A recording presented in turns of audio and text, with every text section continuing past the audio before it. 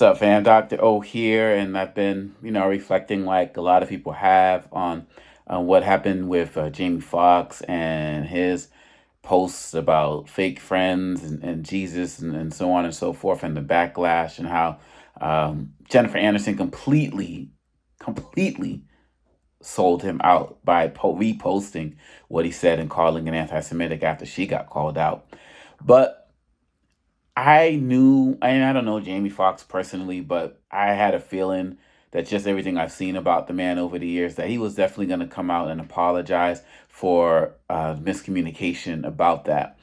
And in short order, he did. And hmm, I found myself a little bit conflicted because, one, I completely understand why there are people, within the Jewish community who would see a phrase like that, as what he talked about, and look at it as problematic. When people, particularly in the United States, there are Jewish people, who are in a understandably heightened sense of fear with all of the shootings and the hate crimes that are up against them. And so there's ultra sensitivity to anything that's said that could lead to a bigger target being put on their back, given that there's already a large target on their back. So I can understand the outrage that was there by some who may have seen that, because it's triggering, right? It's triggering to see something like that. But then growing up as part of Jamie Foxx's generation as well, and just growing up in the black community, when I first heard about the story, I'm like, oh man, Jamie Foxx, really messed up. But I didn't see the post, so I didn't say anything.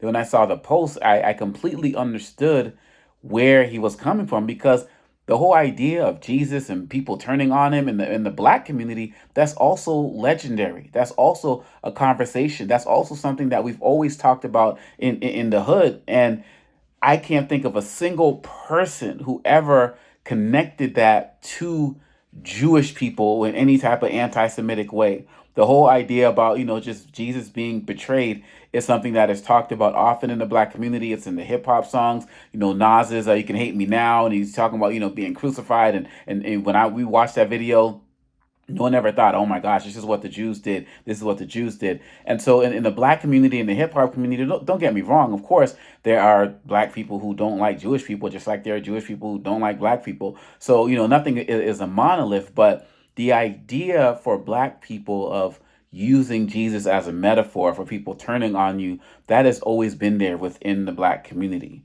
And so I appreciated that Jamie Foxx came out and apologized, about the confusion.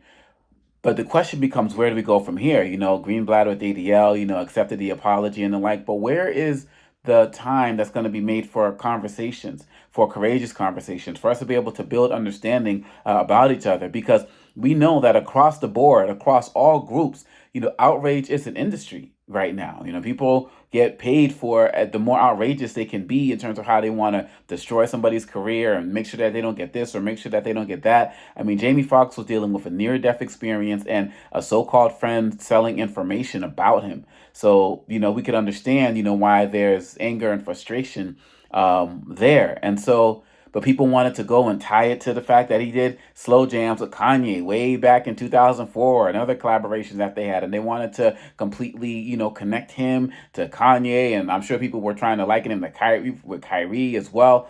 And that speaks to another issue of how people are quick to tie black celebrities together just because they're successful black men.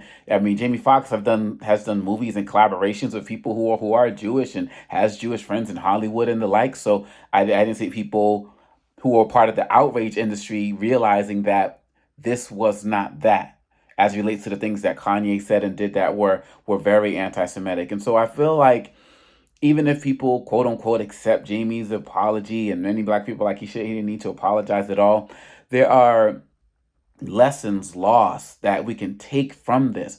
Who's willing, me, I'm definitely open for the conversations. Who's willing to learn about the black experience? Who in the black community are, willing to get out there and learn and talk to Jewish people about this and build something together beyond this? And that's where we are losing in our society today. Everybody is quick to be upset and outraged about a particular situation, but few are willing to build. Few are willing to heal. Few are willing to get out there and actually promote understanding. And I'm sure people are going to be like, well, Jamie Foxx needs to do A, B, C, and he needs to go to the museum and he needs to do this.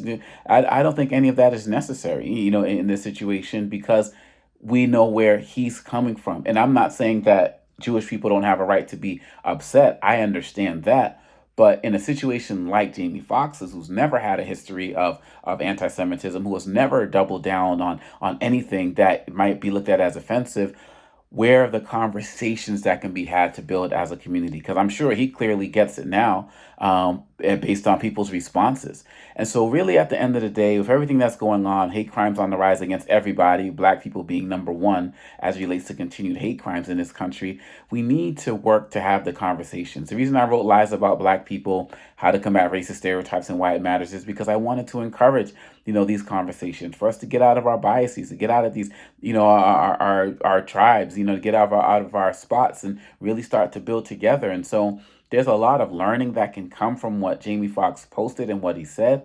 But unfortunately, too many people aren't willing to do that. But if you're willing to do that, get out there, speak on it, speak what's on your mind. Go and jump into different conversations, different groups, different threads online. Share your thoughts, hear other people's thoughts, so we can all build this community where everybody can be celebrated and not tolerated. So I believe that there's a lot of good that can come from the Jamie Foxx posting. If we let it, it's an opportunity for cultural exchange and dialogue. And we got to be about that life, because to be quite honest, there are people who are coming for both of us, both communities, Blacks and Jewish people, and other groups as well. And so this is a better time to have more conversations about solidarity than anything else. I'm here for it. I hope you're here for it too. Let's go. Peace.